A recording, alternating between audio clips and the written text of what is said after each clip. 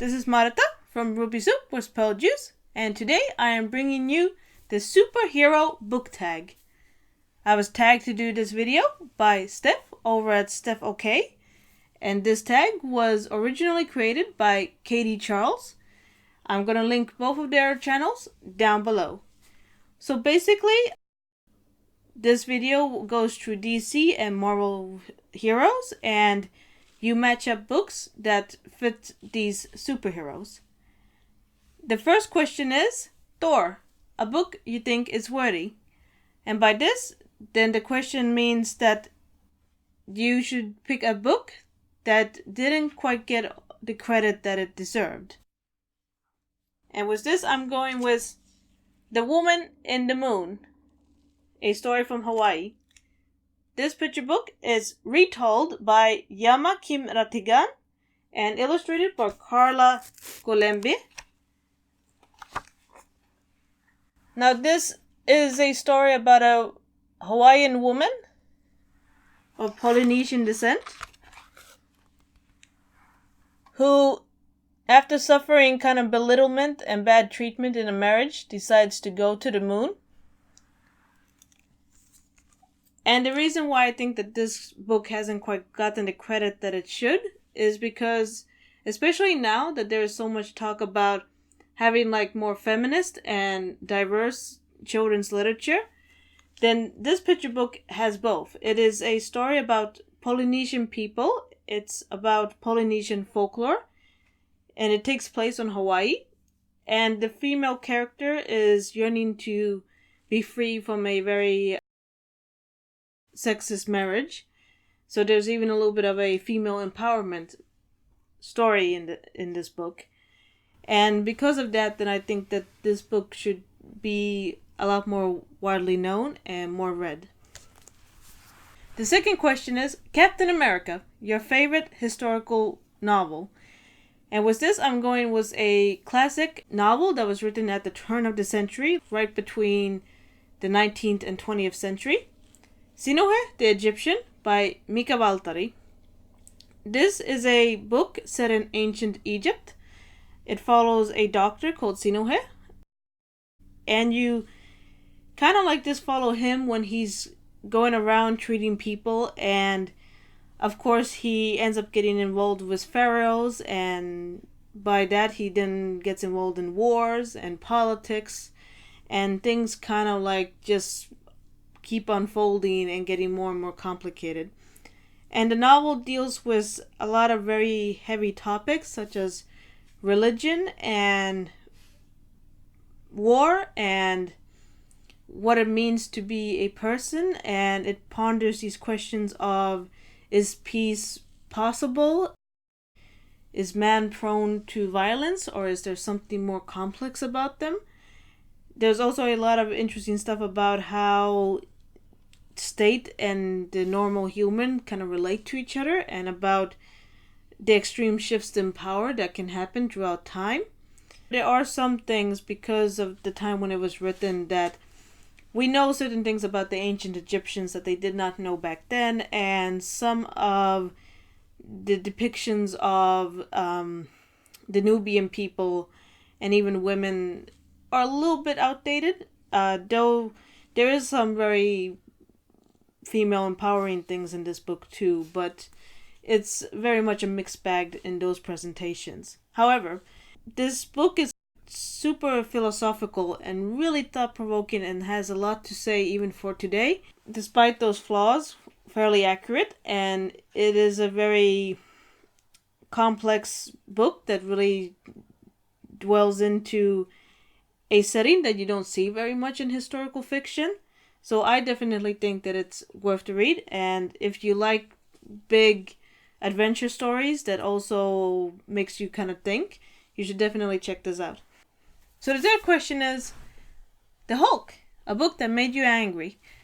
Now I had a lot of candidates for this question, but I decided to go with a young adult novel because while I don't like toxic and problematic messages given to any kinds of readers, I especially get very annoyed when it's aimed at young children or teenagers.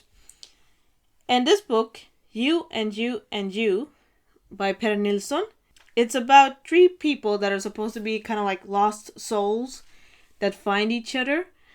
And while that kind of plot in itself is not a problem, then the toxic stuff comes in where one of the main characters out of these three main characters, he becomes obsessed with another main character simply because she came up to him at a club and talked to him for 30 seconds. Then he becomes completely obsessed with her, says that he's like seen an angel, and starts literally like following her around and follows her everywhere. Then when she later finds out about this, she confronts him on this, but then he resorts back that, oh, but it's okay because you spoke to me for 30 seconds in the club, so you were like coming on to me, so it's okay that I did this. And then she says like, well, yeah, I mean, you have a point. And it's like, no. Just because a girl comes up to you and smiles at you at a club for 30 seconds does not give you a license to continually stalk her around and become fully obsessed with her. Like, literally, he only saw her in the club for 30 seconds. He doesn't know anything about her. And he is being completely inappropriate here. And it's not good to encourage this kind of behavior. They do kind of like try to soften the blow by saying like, oh, but we'll just be friends. No, he's stalking you. Don't become his friend. Tell him to go get help.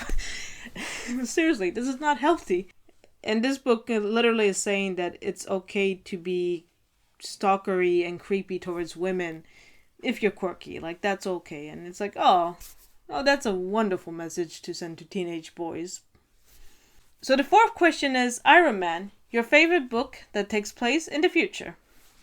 And this question was very vague about what genre that can be, so I just took a book that kind of is everything and nothing, and that is Empire of Senselessness by Kathy Ecker.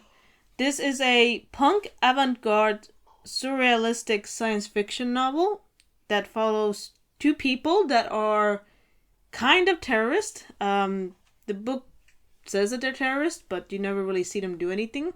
Anyway, they're kind of like troublemakers. They're up to no good. And they're also occasionally lovers. And the book tackles a lot of really interesting subjects like capitalism and gender roles and gender politics. And it deals with sibling abuse and parental abuse. Despite all these heavy subjects, it's really weird and twisted and completely crazy to the point where you're like just really wondering what is going on for the most of the time, but in the best way possible. And Kathy Acker was kind of a big deal during the 70s, but right now she's kind of a little bit flown under the radar. So if you're looking for something that's really unique and really wild and unlike anything else out there, you should definitely check out Kathy Ecker. Loki, a book you were tricked into thinking was good. And with this, I'm going with a book that I did not hate and I did not love. I just really deeply, passionately felt that it was just okay. And that is Girls of Riyadh by Raya Al-Sanea. Now this book, when it was first translated into English and into Finnish and Swedish, it kind of was like really hyped up as this groundbreaking novel that is opening up the doors to the Middle East and showing us like the secret scandalous lives of Saudi women. While I have to say off the bat that I am always really grateful for books that push people to read more diverse and non-Western literature, then at the same time I think that this book is actually not all that good. It has 4 main characters and only one of them is actually a well-written character. The 3 other ones are incredibly flat.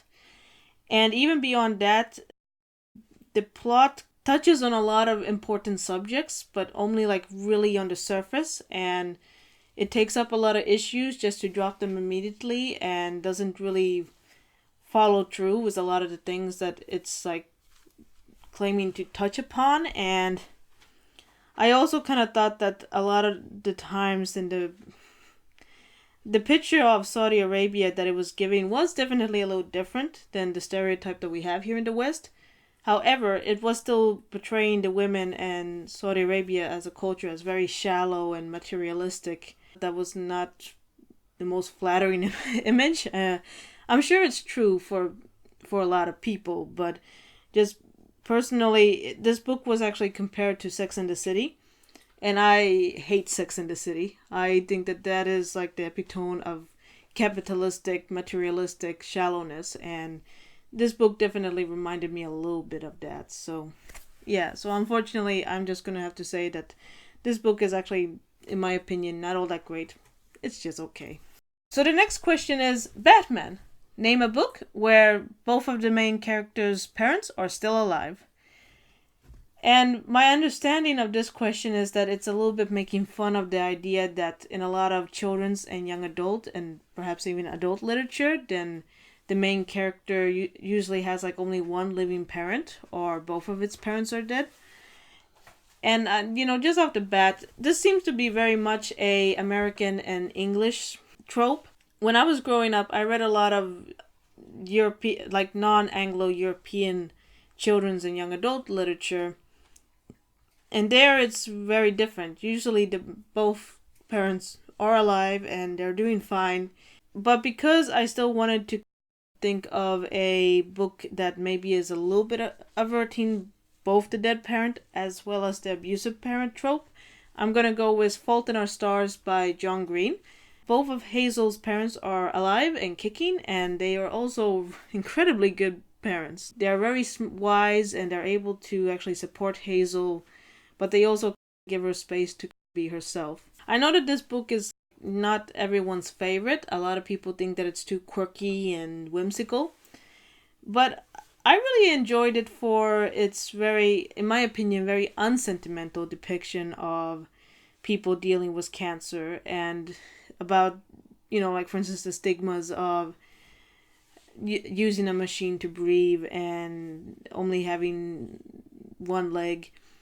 As well as I thought that Hazel, the main character, was a very interesting and very realistic depiction of an agnostic or atheist teenager. In fact, one of the reasons why I didn't enjoy the movie at all was because they actually erased her non-beliefs from the film. So if you haven't read this book, check it out, but skip the movie. So the seventh question is The Winter Soldier, a book that you read but have no memories of. And my pick for this is Aniara by Harry Martinson. It's kind of like a classical postmodernist Swedish literature. I read it, but I could not tell you for the life of me what it was about or what even happened in it.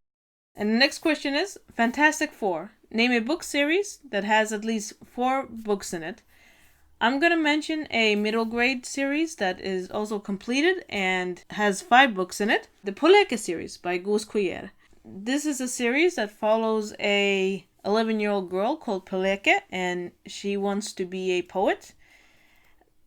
And she's also dealing with the fact that her mother is dating her teacher while her dad is battling addiction. And she also has a Moroccan Dutch boyfriend who, while he is nice to her, then his parents don't entirely approve of the relationship because they plan on marrying off Mimon, that's his name, to another girl later on. And the whole series kind of deals with all of these issues. And despite that a lot of these issues are very heavy, then the book is also very funny, and Poleka as a character is very amusing, and it's really fun to kind of follow her. And she also writes these little poems throughout the book series. So sometimes, like if something has happened, then she'll write a little poem, and you'll get to see it in the book. Despite that a lot of these subjects could be dealt with very badly, then the books actually deal with them without too much sugarcoating and with a lot of honesty. It also deals with the fact that sometimes there's no easy answers in life. And I really appreciate children's literature that dares to do that, to say that, like sometimes things don't really work out the way we would always like them to. And sometimes you think that this might help, but it doesn't. Or you think that this is the right thing to do, but it isn't. Just really interesting. So I definitely recommend. And the ninth question is The Joker, a book that made you laugh out loud. And with this, I'm going with Catcher in the Rye by J.D. Salinger.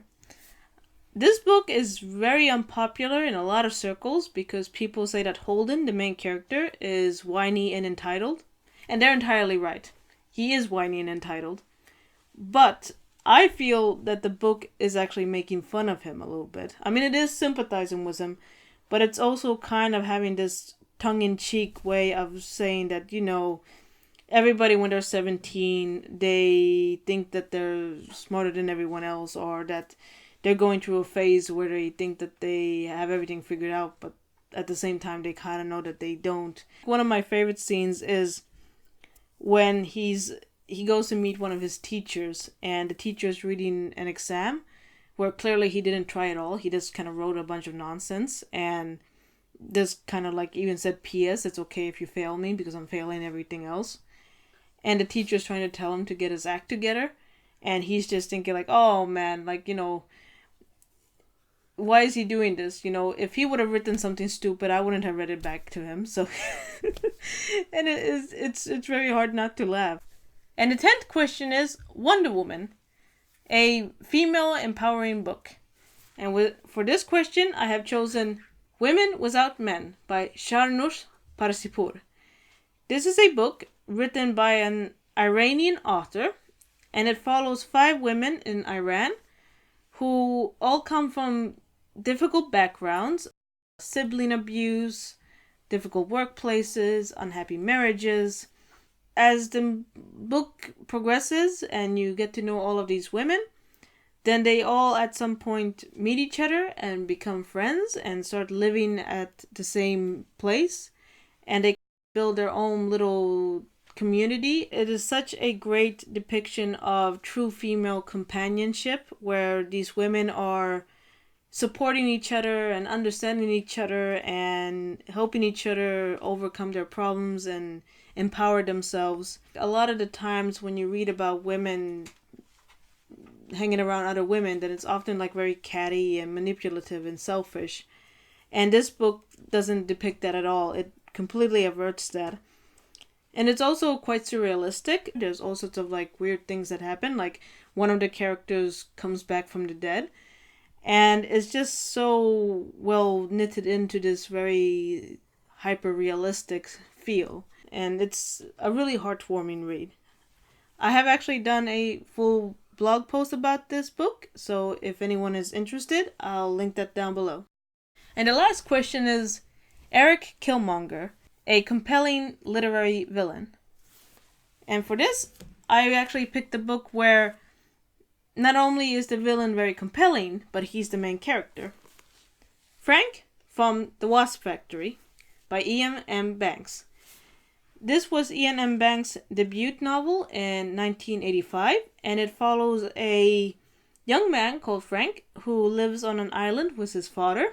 One thing to know about Frank is that he talks in this book about doing a lot of awful things. Like he describes 3 murders that he has committed. He says, for instance, here at the back cover, 2 years after I killed Blight, I murdered my young brother Paul for quite different reasons. And then a year after that, I did for my young cousin Esmeralda, more or less on a whim. That's my score to date. I haven't killed anybody for years and don't intend to ever again. It was just a stage I was going through. And Frank is really messed up, but super compelling. You see everything from his point of view, and you don't quite always know if he's telling the truth or not. And it is just really bizarre most of the time when you're following all of his thought progress. And Frank is also misogynistic, but the book actually does some very interesting twists and turns on that trope. In fact, the whole book is a very interesting take on gender and on superstition. So if you're like looking for a book that is like very weird and very odd, but has a super interesting, messed up main character, definitely you should check this out. I have also blogged about this book, so again, if you guys are interested, you can check my review down below. So that was my first ever book tag video. I hope you all enjoyed. If you liked this video, click the like button, subscribe, and I'll see you all later. Bye bye!